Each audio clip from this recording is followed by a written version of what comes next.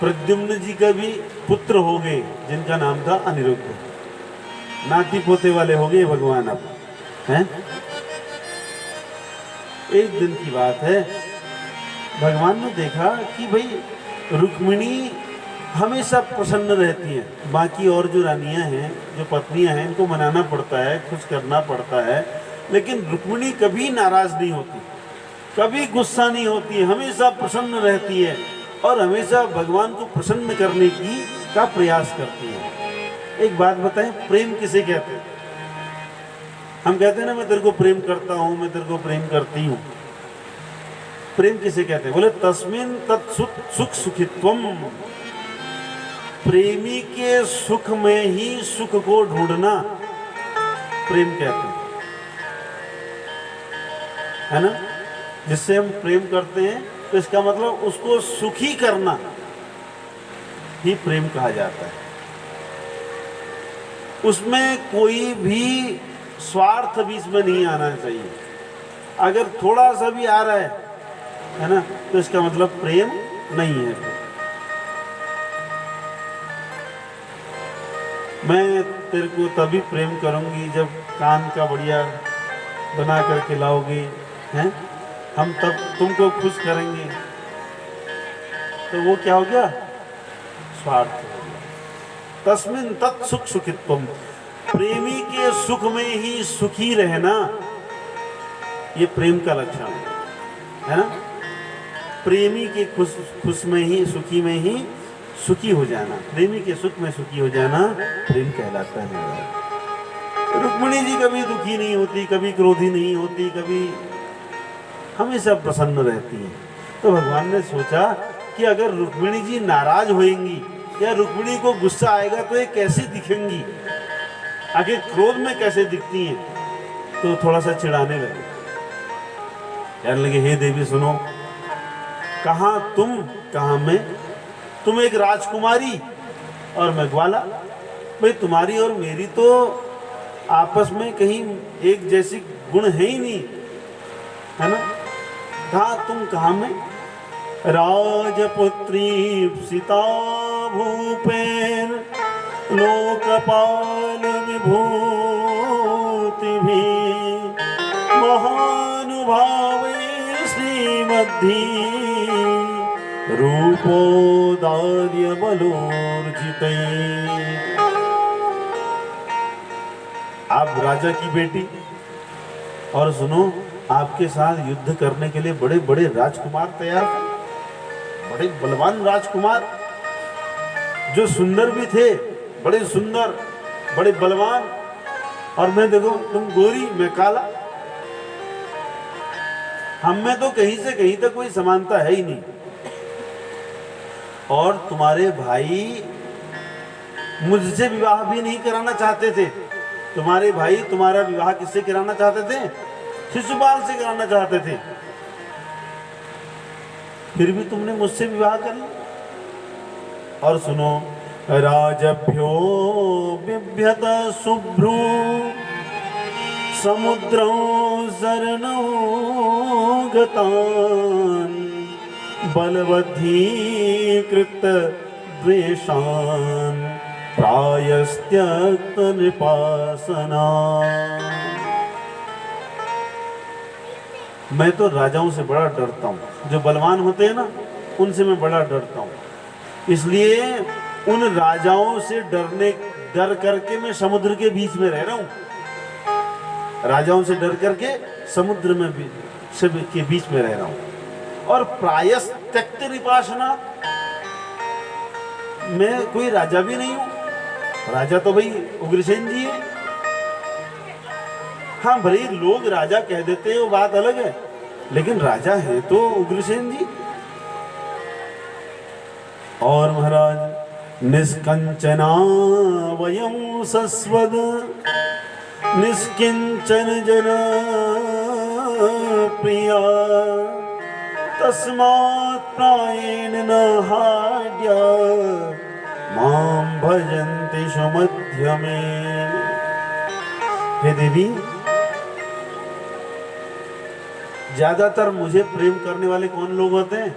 जिनके पास कोई न पैसा होता है, न संपत्ति होती है, न धन होता है। निर्धन लोग मेरा भजन करते हैं, मुझको प्रेम करते हैं, और मैं भी निर्धनों को ही ज्यादातर प्रेम करने वाला हूँ। भाई भगवान ऐसे ही तो करते हैं। सुनिरी मैंने निर्बल के बल राम, निर्बलों से प्रेम करता हूँ, निर्धनों से प्रेम करता हूँ, और निर्धन ही मुझसे प्रेम करते हैं। भाई धनी व्यक्ति तो न मुझसे प्रेम करता है और न मुझसे प्रेम करता हूं। देखो सुनो, विवाह तो हमेशा अपने जैसे के साथ करना चाहिए। ययोरात्म समम वित्तम जन्मैश्वर्य कृतिर्भव तयोर विवाहो मैत्री च नोत्तमाधमयो क्वचित। विवाह कैसा करना चाहिए? जो हमारे जैसे हो, समान में विवाह करना चाहिए। जैसा कुल हमारा है वैसे ही कुल दूसरे का होना चाहिए। भाई हमारा शास्त्र तो कहता है ब्राह्मण का विवाह ब्राह्मण से हो, क्षत्रिय का क्षत्रिय से हो, वैश्य का वैश्य से, शूद्र का शूद्र से हो। यदि ऐसा नहीं होता है ना तो संतान जो होती है वर्ण संकर हो जाती है, शास्त्र कह रहा है। और जो वर्ण संकर संतान होती है उसका दिया हुआ जल तर्पण पिंड वो पितरों को प्राप्त नहीं होता है। इसलिए औरस पुत्र के द्वारा दिया हुआ पिंडदान ही पितरों को प्राप्त होता है, शास्त्र कहता है। बोले कि अपने जैसे के साथ विवाह करना चाहिए, जो हमारे जैसे, न उत्तमाधमयो कचित, न अपने से बड़े में करना चाहिए न अपने से कम में करना चाहिए, न अपने से उत्तम में, चाहे धन में, बल में, वर्ण में, समाज में, जो हमारे बराबर हैं उसमें विवाह करना चाहिए। इसीलिए तो समधि कहते हैं, सम माने बराबर, धी माने बुद्धि। जो हमारे जैसे हैं, जिनका परिवार हमारे जैसा है, जिनका कुल शील व्यवहार हमारी जैसा है, उस कुल में, उस परंपरा में विवाह करना चाहिए। तयोर विवाह हो मैत्री च, ऐसे ही मित्रता भी ऐसी जगहों में करनी चाहिए। अपने से बड़ों से मित्रता नहीं करनी चाहिए, अपने से कम में भी मित्रता नहीं करनी चाहिए। मित्रता भी समान में करनी चाहिए, तभी तो मित्रता निभेगी। नहीं तो मित्रता बनेगी ही नहीं, संबंध बढ़ ही नहीं पाएगा। अगर कोई मित्र कम एक ज्यादा हो जाएगा तो मित्र भी समान होना चाहिए। मित्रता विवाह आदि जो संबंध हैं आत्मसमम, अपने समान में विवाह करना चाहिए। सुनो रुक्मिणी, अभी भी यदि तुम्हारा मन हो तो तुम किसी दूसरे से विवाह कर लो। कब कह रहे हैं? जब नाती पोते भी हो गए। अब जब ऐसा कहा तो तुरंत श्री रुक्मिणी जी मूर्छित हो गई। रुक्मिणी जी को तो ऐसा लगा कि शायद भगवान मुझे त्यागना चाहते हैं, बहुत दुखी हो गई। जब भगवान ने देखा कि ये मूर्छित हो रही हैं तो तुरंत भगवान चतुर्भुज हो गए और दो हाथों से रुक्मिणी जी को उठाया, पलंग पर लिटाया और दो हाथों से पंखा करने लगे। अब जब पंखा करने लगे तो रुक्मिणी जी ने अपने आप को जरा ठीक समझा, आंखें खोली, जागृत हुई तो देखा भगवान की तरफ। भगवान ने कहा, अरे देवी आप इतनी दुखी हो गई? मैं तो परिहास कर रहा था, मैं तो ये सोचना का प्रयास कर रहा था यदि रुक्मिणी क्रोधित होंगी तो उनका क्रोध कैसा होता है, मैं तो आपका क्रोध देखना चाहता था। और सुनो भाई, गृहस्थ का सुख क्या है? यही तो गृहस्थ का सुख है। एक दूसरे को कभी हम चिढ़ा देते हैं, बस उसी में सुख ले लेते हैं, बाकी तो जिंदगी में परेशानियां ही, कष्ट ही कष्ट हैं। एक दूसरे को सुख दे करके ऐसी मजाक, मैं तो मजाक कर रहा था। भगवान बोले, जब मामा वैदर्भ्य सूये था जाने त्वाम मत्परायण तद्वचा श्रोतु कामेन श्वेल्या चरितमंगने। हे देवी, आपकी बातों को सुनने के लिए मैंने ऐसी बात कही। कई बार है ना, धैर्य की कौन, धैर्य की कौन, है ना, इसलिए मैंने कहा था। और अयम ही परमो लाभो गृहेषु गृह में निधाम यन्नय मेर नियते यामः प्रिया भीरुभामिनी। भाई गृहस्थ का परम लाभ यही है कि हम एक दूसरे के साथ थोड़ा सा हंसी मजाक कर लें, इसी में जीवन व्यतीत करें। ये तो केवल मजाक की बात थी। अब रुक्मिणी जी को पूर्ण विश्वास हो गया कि भगवान तो मजाक कर रहे थे। तो बोली, रुक्मिणी जी ने बड़ा सुंदर उत्तर दिया है। बोले, हे प्रभु, नन्वेवमेतदरविन्द विलोचनाः यद वै भवान् भगवतो सदृशी विभूम्ना क्वे स्वे महिम्नभिरतो भगवांश्चधीश वाहं गुणप्रकृतिरज्ञगृहीतपादा। हे प्रभु, आपने एक भी बात गलत नहीं कही है, जो भी कही है सब ठीक कही है, बस समझ की बात है। आपने कहा कि तुम में और मुझ में समानता नहीं है, ठीक कहा। हे प्रभु, कहा आप और कहा मैं अज्ञ प्रकृति, प्रकृति जड़ होती है, कहा मैं जड़ प्रकृति।